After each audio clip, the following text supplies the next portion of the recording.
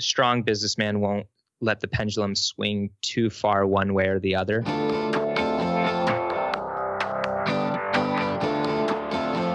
Hey, my name is Felix Tian. I'm the host of Shopify Masters, a weekly podcast powered by Shopify, the easiest way to sell online, in person, anywhere in between. Each week, we invite entrepreneurs like you to share what they've learned growing successful e-commerce businesses. In this episode, you'll learn the power of a shallow rock bottom and how it can help to quickly rebound from failure, the secret power of in-person validation, and how to identify whether a product idea is perfect for word of mouth. Before the show, I wanted to chat about Exchange Marketplace. It's Shopify's marketplace to buy and sell businesses. In addition to browsing businesses that are up for sale, you can now gift a business to an aspiring entrepreneur in your life for as little as $50. Visit exchangemarketplace.com/categories/gift-a-business for more information, or you can go to the show notes to get the link as well. Today, I'm joined by Colby Bauer from Thread Wallets. Thread Wallets designs functional and expressive carry products and accessories, and was started in 2015 and based out of Utah, and is an 8-figure business. Welcome, Colby. Well, thank you very much, Felix. Stoked to be on the episode. All right. So tell us more about the genesis of the business. How did it all begin? Yeah. 2014, I was at school at BYU Hawaii, and I was taking a class, and they had this weekend thing where it was a Saturday all day thing. And there's two guys flew in from Utah, and they said that the name of the conference or gig was start and launch, or ideate and launch a Kickstarter campaign within 24 hours. And that piqued my interest because I was very entrepreneurial. I took nothing but entrepreneurship classes. So I went to this conference, and I noticed that these products that they were talking about within the conference, they were just saying that you don't need to have it all nailed down. It doesn't need to be perfect. You just need to get it out there. And so that was kind of their mentality, was just get the ball rolling. And they used a lot of examples of smaller products like wallets that had performed really well. And kind of simultaneously, I had lost my wallet to the ocean, and I went on to find a wallet and I couldn't find anything. So I was actually using a rubber band at the time. And I fell in love with the rubber band that I was using, but I realized I could make it a little bit more functional and more secure. So, as I was sitting in the conference thinking about the wallet I was using, I loved minimalism. And then I also loved lifestyle brands like Vans, and Stance was up and coming, Brixton, those brands that really spoke to me within the action sports world. I realized that there wasn't really much of a, it was kind of an afterthought. The category was really dying. There wasn't much innovation. And so I realized maybe there's an opportunity I could take hold of the wallet category, get my foot in the door, and start to broaden the product line later. And basically starting out with a very, very basic wallet. In fact, I was kind of embarrassed by it. But what I did was I went to a local fabric store, and it was just a white piece of elastic I bought. And I went over to my girlfriend's house, went into her room. She had an old sewing machine, and she sewed up a wallet. Basically, it was just an elastic loop, a better rubber band of sorts. And I loved it. It was just a little bit more wide. It was more secure. And then I was thinking, man, but I don't like the white. I want to print on it. And so I looked up. I found this company out of Utah, which I had just moved back to Utah for school. And I walked in, I bought some more of that white fabric from the fabric store, walked into this company, and I asked him if I could try printing on this elastic. And one of the guys there, I think he was probably an intern, he was standing there at the heat press that you print on. And I was like, hey, do you mind if I try printing on this? And he said, no, let's do it. And I said, well, dude, I have no idea how this is going to go down. This could like melt and break your machine. I have no idea. And he's like, let's just do it. And I was like, I freaking love you, dude. So he grabbed one of the prints from his slot. He was printing on socks at the time. And so the print was a poop emoji, just like a repeating pattern of poop emojis. Nice. And he put it on the elastic. We heat pressed it. I was waiting there for 40 seconds, just wondering what was going to happen, and opened up the heat press. Come to find out, it wasn't melted all over the machine, and the print was just perfect. I was so so excited. I think that was like when the vision for what I wanted to accomplish, the doors kind of swung open. And I saw this massive opportunity because now I knew I could print any color, any photo, anything I wanted onto this elastic, and then we could actually launch a Kickstarter campaign. So, anyways, that was kind of where the idea of Thread came about. And then, we launched a Kickstarter campaign, and the rest is history. Yeah. So give us an idea of the timeline. So you mentioned you saw this Kickstarter conference talk thing that inspired you into basically just get started without trying to perfect it before you ever try to create a product or try to sell it. So between that and between the time that you created that first prototype, like how much time had passed by? The conference was 2000. Was probably around.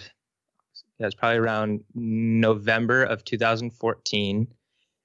I nailed down the product that I wanted to launch on Kickstarter in January of 2015.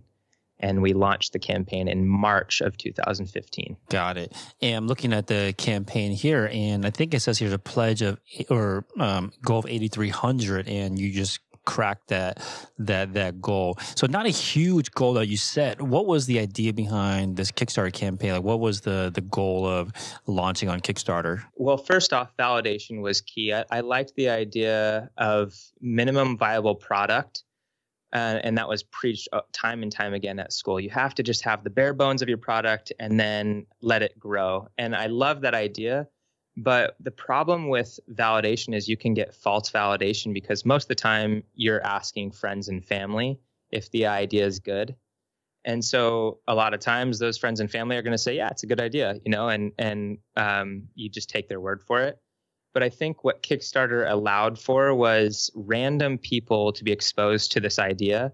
And then they're not forced, but they have an opportunity to put money down on the product if they like it. And so then validation becomes true and you can rely on that. And so I think for us, it wasn't about hitting a home run with, raising hundreds of thousands of dollars or whatnot. It was more just, is this product idea validated enough to get the ball rolling?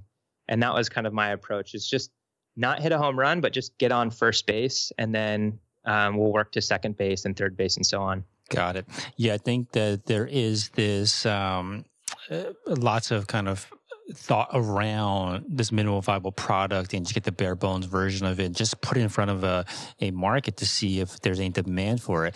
How do you know, though, when you have that? I think that's a balancing act, right? About spending too much time tinkering away in private versus maybe getting something out there too early. How do you kind of figure out the right balance between those two extremes? Man, that's such a solid question. I didn't realize what we had until we went to farmers markets. We were out in Hawaii the year later. So this is 2014 still.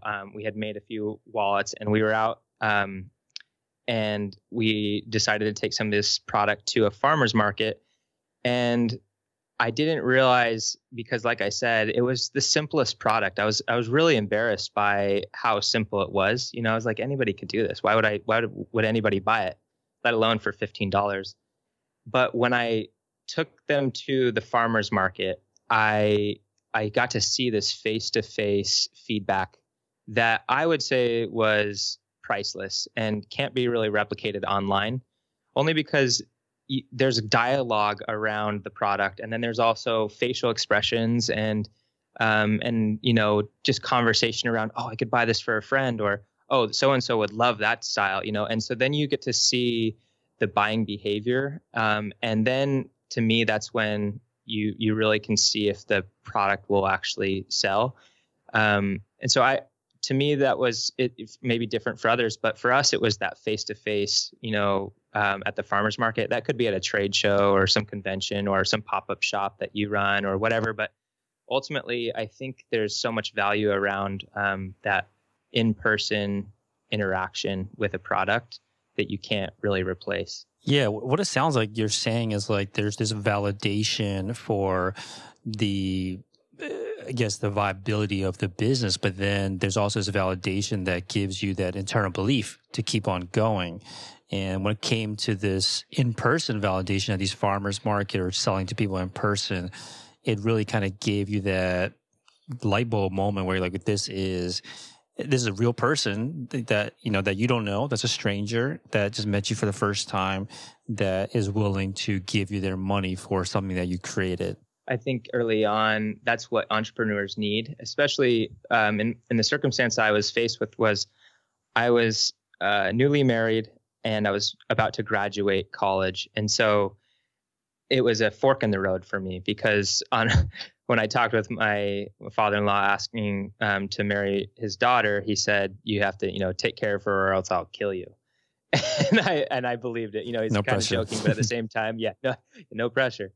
I felt the weight of that. And so he was very much an A plus B equals C mentality with, you know, his career. And so that put a lot of pressure on me to really consider going down that route, which I had an opportunity to work at my dad's financial planning firm, and pretty much he set it up so that I could one day take it over. And so that was very enticing. In fact, I went down that road for a little bit. I did a few summer internships, and I realized that I needed that time to go down that road to realize that's not what I wanted to do. And I think oftentimes you need a bad experience to be able to check that off the list so that you can confidently go down a different route. But I needed that, like you're saying, Felix, with just the motivation, the energy to know that I was landing on something. I needed that confidence to pursue Thread, because otherwise I probably would be in a corporate job right now. And so I think early on, especially, entrepreneurs need just energy. They just need people to maybe believe in them first, because that leap is so scary. And like I said, especially when I was newly married and trying to establish a family, you know. And so I think if you can surround yourself with people, maybe people you don't know or people you do know, that are going to help motivate you and get through those scary times, that's what I would recommend. It seems like something that you almost need a dose of every once in a while, especially when you get to new plateaus where you're maybe going from a 6-figure business, a 7-figure business, an 8-figure business, where you don't have that belief instilled in you yet that you can get there. Did you have other moments along the way where you're like, okay, it gives me the energy, the belief in myself to continue growing this business? Oh, dude, 2020 has been a crazy one, as you know. So yeah, absolutely. There's been, I mean, besides 2020, but there are ebbs and flows of business, no doubt. And I think one of the best pieces of advice I had was a strong businessman won't let the pendulum swing too far one way or the other. So when you're succeeding and you're doing really well, you can still keep an even keel. You can still be level-headed and you celebrate, but you don't get too high, because you know it potentially can come swinging the other way. And so when it does swing the other way, you can emotionally be stable and not let yourself get too down, because if you're swinging too far on both sides, that's when it really starts to shake.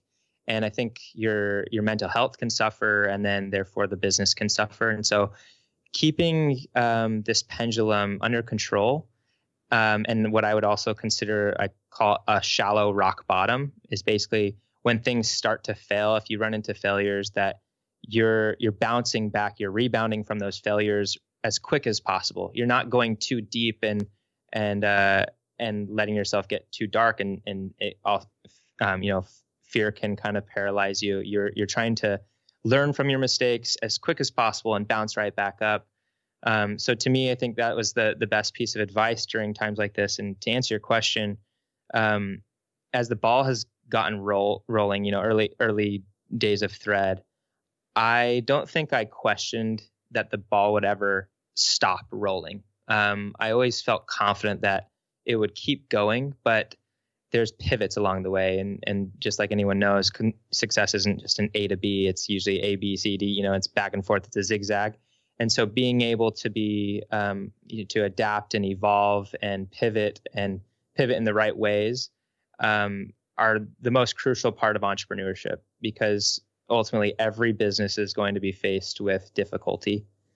And so I think that's the best characteristic you can have, is just be very the ability to adapt. Got it. Yeah, you said lots of really important things here. One thing that really stood out to me was this shallow rock bottom about rebounding as quick as possible. And I think this is an important one that I want to spend some time on, because I think, especially for new entrepreneurs or any new business venture, you're really slogging through failure and what doesn't work a lot of the way, especially early on.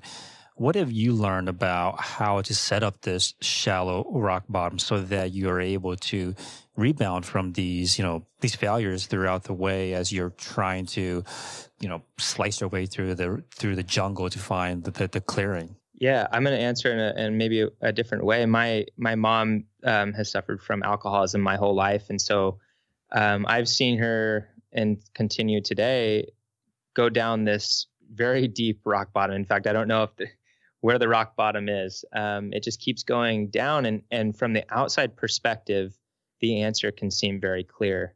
When you're in that deep, dark, you're just going downward, it's scary and it's hard to see clearly. And so what I would recommend is surrounding yourself with people who can see clearly when you're not. And that means really hiring the people that can see differently or see it from a different angle.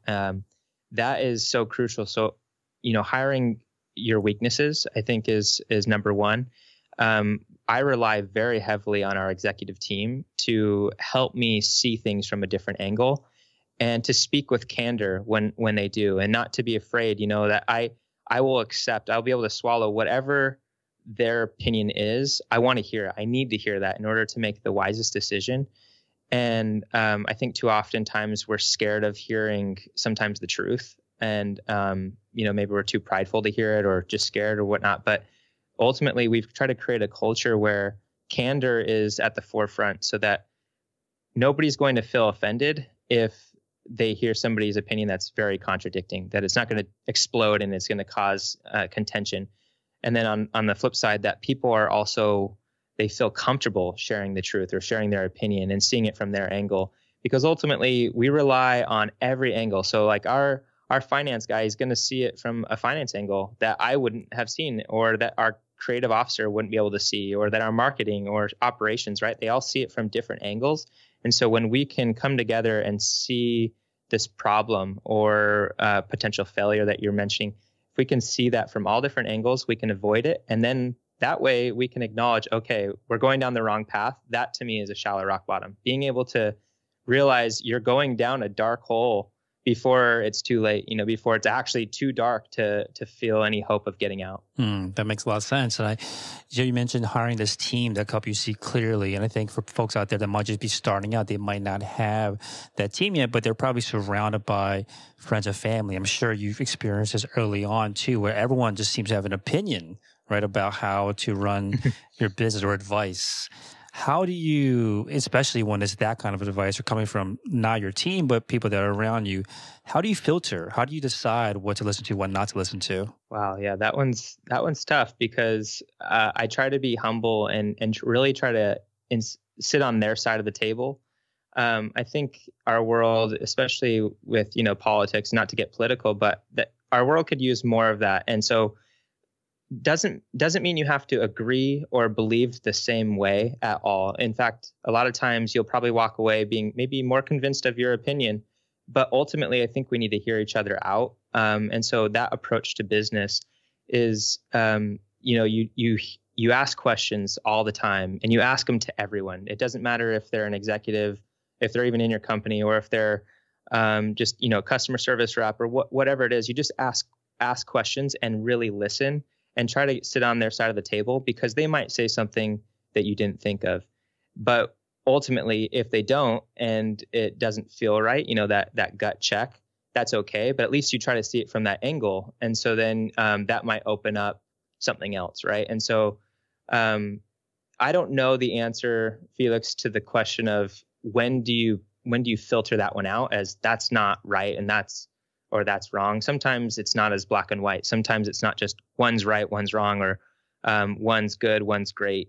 Sometimes they're maybe equal and they're just different. And so it's really hard, but I think I've trusted my gut along the way. And I don't know. I think it's a a feeling thing sometimes. And obviously the heart and the mind can work together. I think when the heart and the mind can align, that's when it feels right. So I usually don't move forward if it's just the heart or gut in this, if I'm just feeling, oh, that's the right way.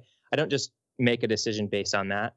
I use that to then collect more information so that then my mind can click with that as well. And then vice versa. Maybe the mind is saying one thing, but then it doesn't feel right. And so I wait kind of until both the mind and the heart are really on the same page, and then I can feel confident in it. Got it. So now, speaking of this kind of feedback that you're getting, one thing that I've heard from other entrepreneurs that have gone through the crowdfunding route or that have sold products in person is the kind of feedback that they get from customers, especially early on, that they didn't realize about whether certain features people liked or certain things that they didn't like and affected their development of their product. Did you encounter that? Or were there certain changes that you made along the way, either through the Kickstarter campaign or selling this in person, based on that kind of feedback that made you change the direction of the product? Oh, definitely. In fact, I'm reading a book, Delivering Happiness by Tony Hsieh. He's the founder of Zappos. And before they really started focusing on customer service being their core competency, they were focused on more the, offering the right shoes and whatnot. But until a customer said, I got my shoes, I was expecting them to be here in 5 days. They got here in 2. Best customer service ever. You guys should start an airline. And until that customer said that, Tony wasn't really thinking that Zappos' core competency was customer service. And so that comment from a customer really changed the route of their business. I would say for us, it was more of a sense of marketing, because I thought this was a guy wallet. When I first started this, I did not think women wanted a minimalist wallet, because I was just thinking guys carry their wallets in their pocket, girls carry it in their purse, and they hold a big clutch and they need to carry a lot more. I was just thinking, oh, this is a front pocket wallet. This is nice and minimalist, but ultimately, we noticed that girls, because of the style and the print, and then also it was kind of an alternative to carrying a purse around, so they would attach it to like their lanyard or whatnot. That's when we realized, oh, maybe our audience is more female. And so we started changing our marketing a bit. And I'm so happy we did, because females buy way more than males. And now our audience is 80% female, 20% male. Wow. And I couldn't be more happy with that, and we still offer things to guys, but that definitely changed, based on the customer's reaction. We changed our marketing. And then another part to that was the product itself was, we had a key ring on our wallet, but we didn't offer a lanyard at the time. And so we would see all these girls carrying around their wallets on these lanyards, but there was usually a lanyard that they got at some convention, for free. It was just some dinky lanyard. We realized those lanyards are functional. There may not be like this huge fashion statement, but they're functional. People are using them. Let's make them match our wallet. Let's give them something a little bit more quality. Use leather, use better hardware, and give them something cute. And that product was born from the customer telling us that's how they were using it. And the same goes for our chapstick holder as well. I think you have to listen very carefully to what your customer is wanting and then adapt. Hey, real quick, if you're enjoying the show, please leave us a review on iTunes and let us know what you think or what you'd like to hear more of. Now, let's get back to the interview. One thing that you had mentioned to us prior to the interview was that one of the goals that you had when you set out to create this was to disrupt the sleepy category, basically the category that didn't have that much innovation. So how much awareness did your customers, did the market have when you presented this product to them? Yeah, one of the brands that was really up and rising was at the time, so 2014, kind of caught my eye, was Stance Socks. And I remember listening to the story of Jeff Curl when he was coming up with Stance, and he walked the halls of Target just looking for a category that was sleepy and that could just use some life. And he, went through beauty, went through all these different categories, and then he came to the wall of socks, which was all he saw was just a sea of white on the wall. And so I don't think he needed the customer right then and there in Target to say, we want expressive socks, give it to us now. I think he internally saw, why in the world aren't we creating really cool socks? And then he, seeked validation in that from customers. But I think the same goes for me. Was I started to explore different categories, and the wallet, fell into my lap, and I realized, whether or not I ever heard the words, we want a slim, minimalist, expressive wallet. I don't know if I ever heard those early on, but I did realize that the wallet category, as I scrolled through Google, was the same black or brown bifold that had been around since the 80s, the George Costanza wallet, and that it needed some innovation. It needed some life pumped into it. And so that's all I needed in order to really start down that road. And then it became clear as we started to get the wallets actually in people's hands to fill that validation. Yeah, I think this is a good exercise for anyone out there that is starting a business or thinking about one, is to identify these kind of sleepy categories, because you have a lot of this kind of pent up demand, and no one knows yet until they see the innovation, the life that you're breathing into it in front of them. Are there other companies or categories that you see doing well these days, like in 2020, that are capitalizing on sleepy categories with by breathing in like more color and life into them? Yeah, I think if anything, this 2020 has opened the doors for entrepreneurs and creatives. And then Shopify is really placed at the perfect spot to get their idea off the ground easily. And I think a lot of times people ask me, is this a good idea? Or will you help me come up with an idea? And I realized that you don't have to reinvent the wheel at all. In fact, a lot of times the product that you're thinking of, even though it might exist already, a lot of times people go, oh yeah, but somebody's already doing that. It's like, no, that actually could be good. That the fact that they're doing it and it's succeeding actually means that there's something there. Maybe you do a different twist on it. Maybe you change it up a bit. And for us, that was putting art on wallets. For instance, protein powder or something that, there's a million proteins out there. Maybe that means you're targeting a different demographic at a different price point. Maybe that's cyclists or hunters or whatever it is. You don't have to reinvent the wheel per se, but maybe you just take that wheel and you target it to a different audience, or you change the price point, or whatever maybe it's the different business model. There's plenty of companies out there on the market now, and you've seen them in the last 5 years just sprout up like crazy. And it's so smart to just focus on one category and find that niche, because you can succeed in just a niche these days due to e-commerce. Whereas back then, if you were open up a brick and mortar, say for instance, wallets, I'm not going to fill a whole store with wallets. That just doesn't make sense. But now that I can sell them online and the whole world's my audience, it makes sense. And so now we can pick smaller niches, and we can get more granular, and we can get more fun, more expressive, or whatever the core competency is. But yeah, I think that's a really smart way of thinking about going about ideas, Felix, is just, maybe pick something that's just an afterthought or sleepy. Now, when you look at your website today, there's tons of designs. But when you first launched, let's say, post Kickstarter, and you started first putting up your own storefront, how many different designs did you have at that time? Yeah, it's tricky. And even to this day, it's hard to know how many designs is optimal. Early on, because it was our only silhouette, we started out with 36 designs, and due to the way it's produced, we didn't have minimums from China. We didn't have to order 100 of each style. We actually raised enough money in that Kickstarter campaign to buy the printer. Then we could do one-offs. We could make 10 of one style or 20. It didn't matter the minimum. And so that lent itself to, let's explore what our customer wants. And so we threw a lot at the wall. We threw out 36 designs and just saw what people gravitated towards. And from then it slimmed down. We got to see, okay, this is our demographic. This is what, the colors or the styles they want. And then, we've introduced lanyards and chapstick holders and bags and things. We've had to even slim it down further, because we don't want, what is that, paralysis? When there's too many options, you get paralyzed, can't make a decision paralysis. Yeah.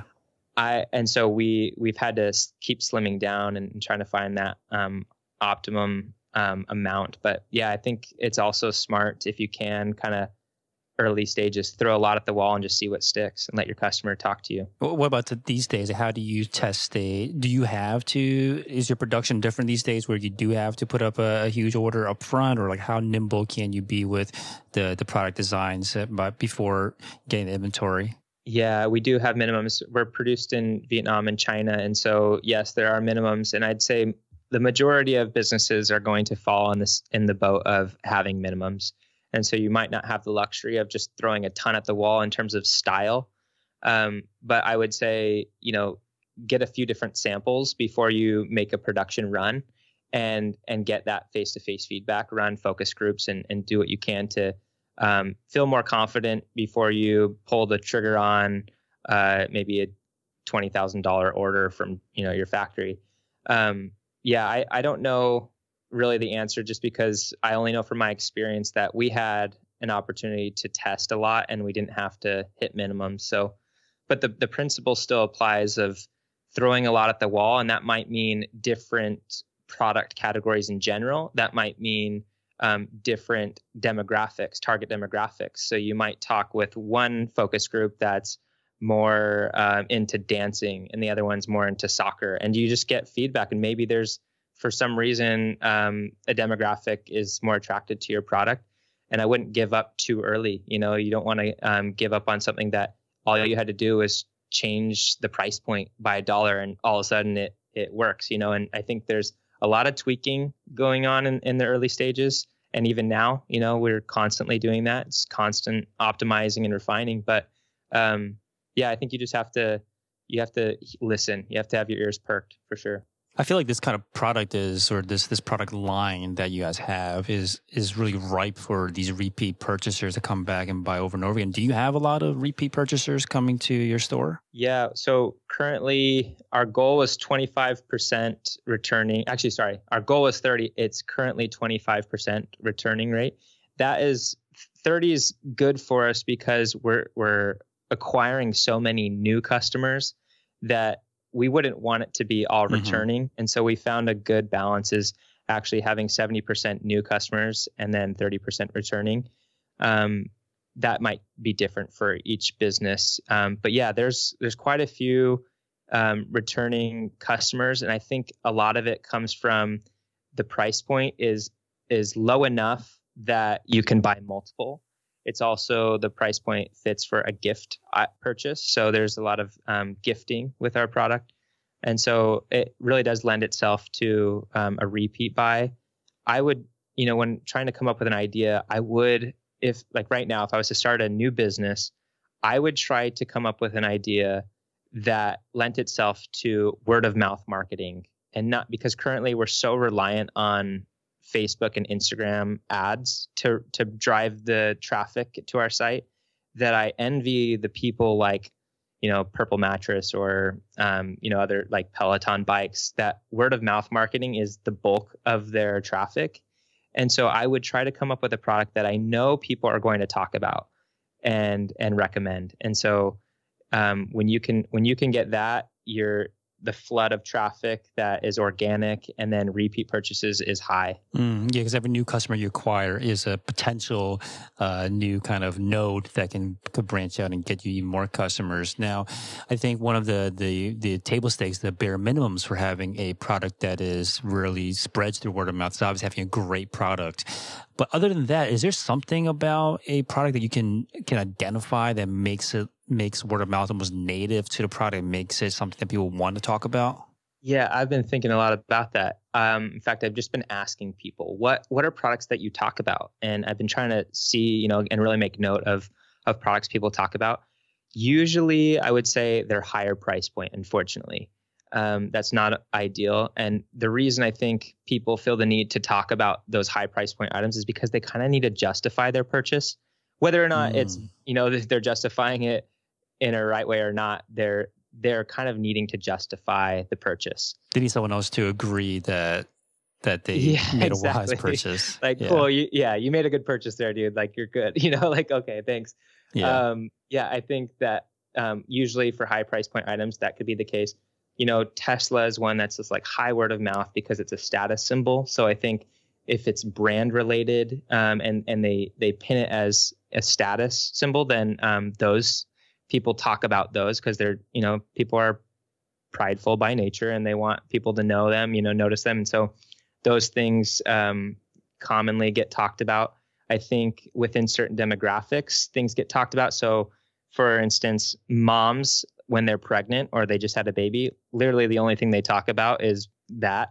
And I'm sorry if you're going through that, but I just know because my I have 2 little girls, and it's just like when my wife's pregnant, I just know that the girls are going to huddle and they're going to talk about birth and babies and things. And it's not a hit to them. It's just, it's common because that's an important thing going on in their life. And they want to pull together a community. Right. And sometimes it's hard. Sometimes pregnancy is really hard and you just need help. And so anyways, you're talking about products that help, right? Like, okay, my baby is not sleeping. What products do you know that will help? And it's like the snoo. And the snoo is like this bed that helps get your baby to sleep, and it's magic. And my wife talks about it nonstop. And it's like when things can bring value to you or to someone you love, then it's an automatic word of mouth. It's like it's going to happen in conversation. And so, that's like one for babies. I skateboard. There's things that we talk about in skateboarding, like, oh, hollow trucks, they're lighter. So like you need to get hollow trucks. That's just a given now. And so to me, there's in each industry, there's going to be different products that people talk about and different reasons why they talk about it. But I think to be able to kind of put yourself in a situation of like, would I talk about that? Like if I received that, would I want my friends to know and why? And then once you pinpoint that, then I think you got something. Yeah. No, speaking of having a meta moment, we are having a second baby and we just got gifted a snoo. So we're excited to nice, dude. See it. Dude, your life's going to be changed. Not going to lie. Yeah. I don't know how the first baby was, but we didn't have it. So it would be a perfect A/B test maybe. So when it comes to a creative product that's real, it's everything about your product is really based on a lot of these designs. So when you are getting it out to your market and you're trying to understand more about whether it's a good design or not, what kind of feedback, what kind of answers, what kind of questions, what does that conversation look like with your customer when it is a creative, a visual, a design focused product? Yes, I think there's twofold. You have to segment both the art and the science is what we call it. So the art is the style, the graphic that's on the product. The science is what makes up that product. So like the silhouette itself. So if you removed art, is this product a good product? Is it functional? Does it serve the purpose that people are wanting? And I think you have to ask 2 separate questions. Early stages, I think you're gaining first validation on the product itself. So set art aside and you're just asking, okay, does this product, does this work and who does it work for? And once you can nail down the who, then the art becomes a little bit more clear. So then you can start to validate that. And so maybe you land on, okay, this works for like, again, hunters, surfers and gym goers. And then the art, so now you throw a camo on it, you throw a hunting orange on it, and you ask hunters, okay, is this something you would use, and do you like the style? Then you ask the surfers, the same thing with the surf styles, and then and you kind of go down the line, and I think then you start to get a feel for, oh, okay, this product works really well for the gym goer because fill in the blank. They want their hands free when they're working out, whatever it is, you fill in the blank there.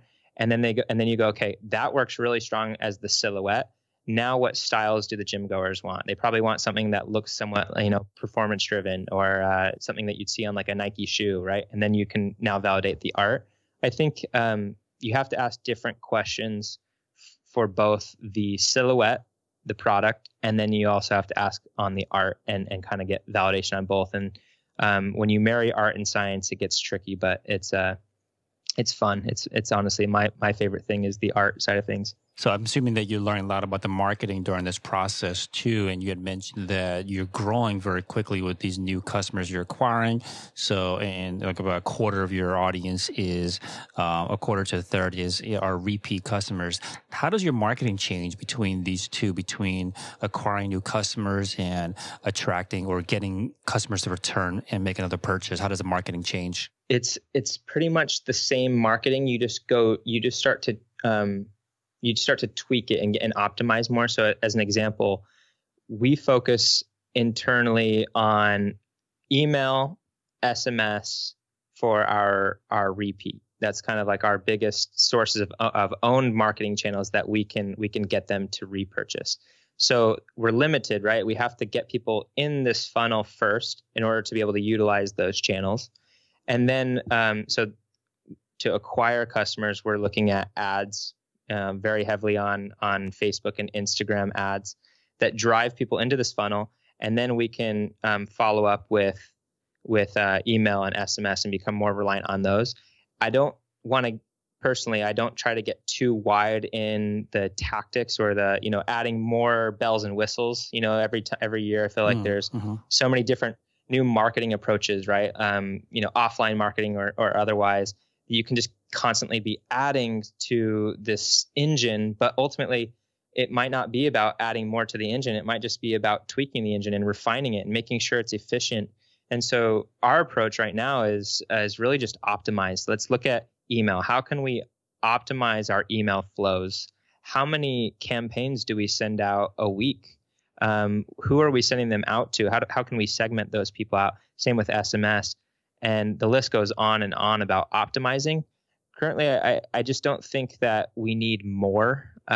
We just need to go deeper in what's existing.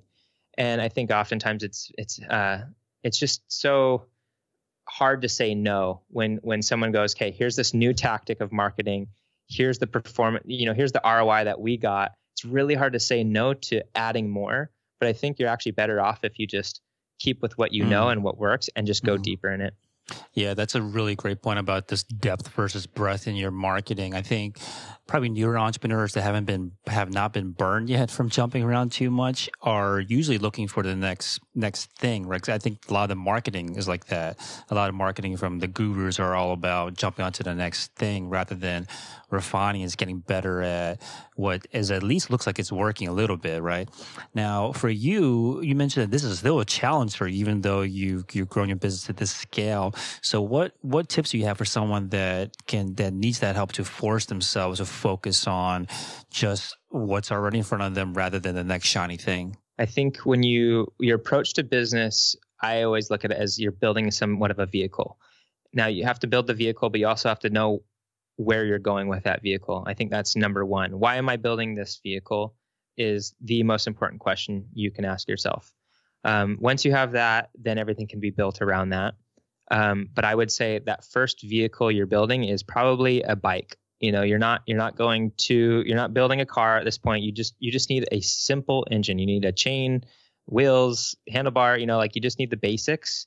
And a lot of times that's dependent, what the quote basics are is dependent on the product and who you're targeting. So for an example, what I mean by that is we had Instagram in 2015 when it was like really getting going and influencer marketing was strong. We saw that opportunity and we knew, okay, instead of going into Twitter and Pinterest and Facebook and Instagram, let's just go as hard as we can in one of them. We don't need to add more. So let's just focus on one and go really hard at it. If that was to fail for whatever reason, then we have a shallow rock bottom and we go, okay, cool, Instagram didn't work. And so you want to give it enough legs, enough to find that out, but you don't want to go too deep down that road and go, oh crap, we spent too much resources here. Let's back it up. So anyways, have a shallow rock bottom. Okay, cool. Maybe it wasn't Instagram. Maybe it was Pinterest. Let's go test Pinterest. Luckily, we landed on Instagram working. And so once we found out, okay, influencer marketing, we want to test that. Now it's our approach to influencer marketing. How do we leverage influencer marketing? Because right at the beginning, nobody really knew how influencer marketing. Influencers were charging everything from $100,000 to like $200. And it was like, why? Nobody could understand that, right? So we took the approach. Our strategy there was let's not have any strings attached. We're not contracting anything. We're just going to send them product. So we just said, hey, we'd love to send you product. Love what you're doing. Love your feed. Do you have a shipping address we can send to? We'd send them product. And if they posted, awesome. If they didn't, awesome. It's whatever. And that was our approach to it. And we just doubled down on that really hard, because then we started to see these organic posts, and these posts were not sponsored, right? These people just loved the product, and they were speaking authentically. And so anyways, we started to see that, and we went deeper on that. And the same goes for every single tactic. I don't think you need to go too wide. I mean, to understand, what it takes to build a bike, I think relying on other people, so other people who have done it before you, and usually you find those people on podcasts. I mean, I listen to podcasts. I'd wake up early days of Thread. I'd probably wake up at 4:30 or 5 o'clock and just start listening to podcasts and reading articles, and Shopify Masters being one of them. And I just tried to absorb all this information to know, okay, what do I need to build this bike? Even though it was simple engine, I just needed to see it from all different angles. And then I realized, okay, cool. The bare bones of our business are, A, B, C, D, and that was it. That's all I needed. So I think it differs for every industry, product, customer base, you name it. But I think the simplicity wins the day, 10 out of 10. Yeah, and speaking of first focusing on refinement first before ever expanding, one thing you had mentioned was that more recently you have expanded from wallets into carry products and accessories. So tell us about that. Like, what made you make that expansion? What made you feel ready to expand the product line? When I asked my mentor early on, I asked him, I want to launch backpacks, and it was like the second year of business, and he's like. And I was just like, what? Like, should I do that? Should I not do it? He's like, you'll know when you should do that. And I said, how? He's like, you'll just know. You'll feel it. Like, you'll feel that it's the right timing. And I've been holding on to that day of like, when do we launch backpacks? Because that's kind of like my vision, of like, it's all things carry. I haven't felt that yet, and I'm still waiting. And I just realized, the further down this road we've gotten, I realize I'm so glad I didn't get into that for so many different reasons, be it, margin or, cost of goods, you name it. But I'm just glad I listened to my gut there. I think when you're thinking of an idea, I think you should have a grander vision of what it can turn into. And I think reading an article recently about some of the direct-to-consumer native brands that have hit over 100 million. I think it was all of them had, if not, maybe the mass majority of them were surrounded from a small category that had an opportunity to grow into a broader category. And I think that's part of the vision that you need to have is, what I'm going down, this road that I'm going down, can it grow into something bigger? I don't think Nike, maybe I'm wrong here, but when they were doing shoes, they probably had an idea of this could turn into more than just shoes, but they strategically chose shoes from the very beginning. They got, quite literally their foot in the door with shoes, and then they could expand that later. And so to answer your question, Felix, from day one, I knew that wallets were just our foot in the door. It was a category that needed some innovation, and I knew I could bring that. But the bigger vision was that was just a way I can get on the shelf. And then later on, once we could build a brand and the audience size, then we could turn it into something bigger. So I think starting with the end in mind is extremely important. And then have kind of a plan of, your steps to that end goal is also important. Yeah, that makes a lot of sense. I spoke to another entrepreneur podcast, Taft. They sell shoes now, but they literally start off with socks, knowing that would be way easier to sell socks versus then expand into shoes. So, it's definitely a topic that I've heard from other entrepreneurs. So, it's been a year of learning. I think it's something that you've mentioned, a year of learning, a year of change. And I'll leave this last question. What do you think has been the biggest lesson that you or the business has learned over the past year that has changed the way you do things as a business? I think the number one characteristic amongst all of our employees has been humility. And it's in one of our core values. And so when I'm hiring, that's probably the number one characteristic I even look at, and ask questions around that to kind of get a feel for, is this person so stuck in their ways, or are they able to evolve, and are they able to listen to others and not be contentious and all that. To me, I think the result of being humble and having a team that's humble has resulted in our success. I don't think we would have gotten to where we are without humility. And so that's become more and more apparent through times like COVID, where humility is so crucial. You can't, again, going back to this pendulum, you can't swing too far one way or the other. You can't get too down. You can't get too prideful.